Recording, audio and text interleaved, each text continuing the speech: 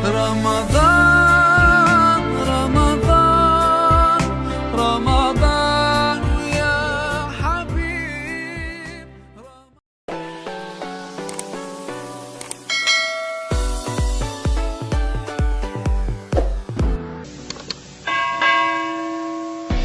Assalamualaikum warahmatullahi wabarakatuh. Bismillah walhamdulillah. Assalatu wassalamu ala rasulillah wa ala alihi wa ashabihi wa mawalah amma ba'dah.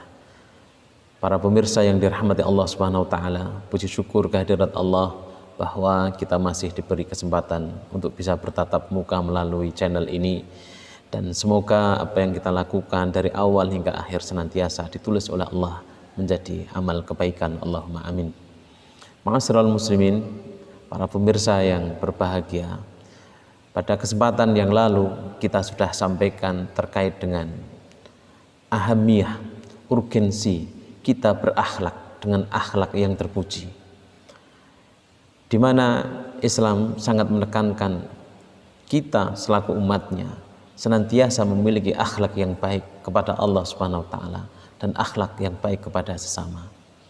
Rasulullah SAW suri tauladan kita, mencontohkan kepada kita banyak hal di setiap lini kehidupan kita.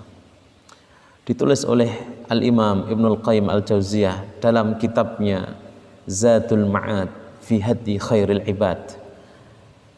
Beliau menulis tentang suri tauladan Rasulullah SAW, petunjuk dan akhlak yang telah diajarkan oleh Rasulullah SAW kepada umatnya. Bagaimana akhlak beliau di hadapan keluarga beliau, akhlak beliau kepada tetangga-tetangganya. Tentu kita mengetahui bagaimana kebaikan Rasulullah SAW kepada seorang wanita tua Yahudi yang setiap hari mengumpat dan mencela Rasulullah SAW. Kita juga bisa mengetahui bagaimana Rasulullah muda dikenal dengan sifat Al-Amin, orang yang sangat terpercaya.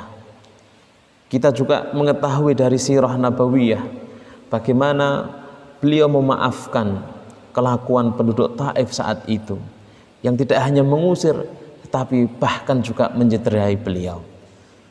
Oleh karena itu, ma'asyiral muslimin, sejatinya akhlak yang ada dalam diri kita ini perlu setiap hari kita latih dan kita asah supaya benar-benar kita memiliki akhlak yang terpuji. Dikatakan bahwa innamal ilmu bitta'allum wa innamas sabru bittasabbur wa innamal hulmu bittahallum, bahwa yang namanya ilmu itu harus dipelajari, sabar itu juga harus kemudian dilatih. Begitu pula dengan akhlak kita. Maka untuk bisa menjadi pribadi yang memiliki akhlak terpuji, harus kemudian senantiasa kita latih dari waktu ke waktu. Kita tidak ingin, ma'asyiral muslimin, menjadi seperti apa yang telah Rasulullah SAW sampaikan saat itu di hadapan para sahabat. Ternyata dari umat beliau, dan kita tentu juga termasuk dari umat beliau, ada yang berpotensi menjadi orang-orang yang bangkrut di akhirat sebelum kemudian amal-amalnya itu dihisab oleh Allah Subhanahu wa taala. Rasulullah menyampaikan di hadapan para sahabat, "Atadruna manil muflisu?" Tahukah kalian siapa orang yang bangkrut itu? Kemudian para sahabat menjawab, "Al-muflisu minna man la dirhama wala mata'."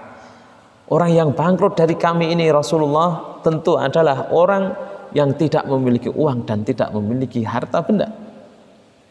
Tetapi Rasulullah SAW menjelaskan bahwa orang yang bangkrut itu adalah al-muflisu min ummati man ya'ti yaumal qiyamati bis salati was siyami waz zakati wa ya'ti wa qad syatama hadza wa qadhafa hadza wa akala mala hadza wa dharaba hadza wa safaka dama hadza.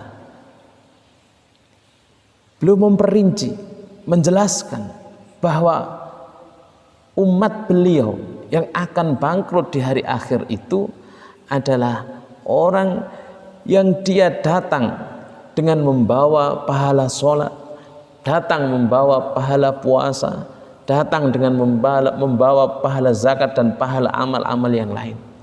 Tetapi di saat yang sama, dulu ketika di dunia, dia kemudian suka mencela si fulan, merendahkan diri si fulan, menuduh si fulan, memakan harta si fulan, kemudian juga menumpahkan darah si fulan. Sehingga apa? Sehingga fayu'ta hadza min hasanatihi wa hadza min hasanatihi. Maka orang-orang yang pernah dizalimi itu dan dia belum sempat untuk meminta maafnya, meminta ridhonya, meminta relanya, maka orang yang dizalimi itu kemudian diberi kebaikan-kebaikan yang dia miliki. Si fulan diberikan kebaikan sholatnya, si fulan kebaikan puasanya. Semua orang yang pernah dizalimi itu kemudian mendapatkan bonus kebaikan-kebaikannya. Sampai ketika kebaikannya sudah habis, faniyat hasanatuhu, jika kemudian kebaikan-kebaikan, pahala-pahala sudah habis, qabla ayyuqdha ma alaihi, sebelum dia dihisab, maka kemudian kejelekan-kejelekan, dosa-dosa orang yang dizalimi itu kemudian diberikan kepadanya. Setelah itu tsumma turiha finnar, Rasulullah menyatakan kemudian orang itu dilemparkan ke neraka karena sama sekali tidak memiliki saldo pahala yang tersisa. Yang ada adalah kejelekan-kejelekan, yang ada adalah dosa-dosa. Ma'asyiral muslimin, kenapa kemudian hal itu terjadi? Tentu karena seseorang telah melalaikan prinsip akhlak yang terpuji. Insya Allah Ramadan yang sedang kita jalani ini senantiasa mendidik kita menjadi pribadi-pribadi yang peka terhadap akhlak yang terpuji, pribadi yang senantiasa mengajarkan kita arti berbakti kepada orang tua, mengajarkan kepada kita berderma kepada sesama, mengajarkan kepada kita untuk menahan ucapan, menahan amarah kita. Insya Allah melalui madrasah Ramadan ini semoga Allah Subhanahu wa Ta'ala menjadikan kita orang-orang yang beruntung baik dunia ataupun akhirat. Aqulu qouli hadza wa astaghfirullah li wa lakum.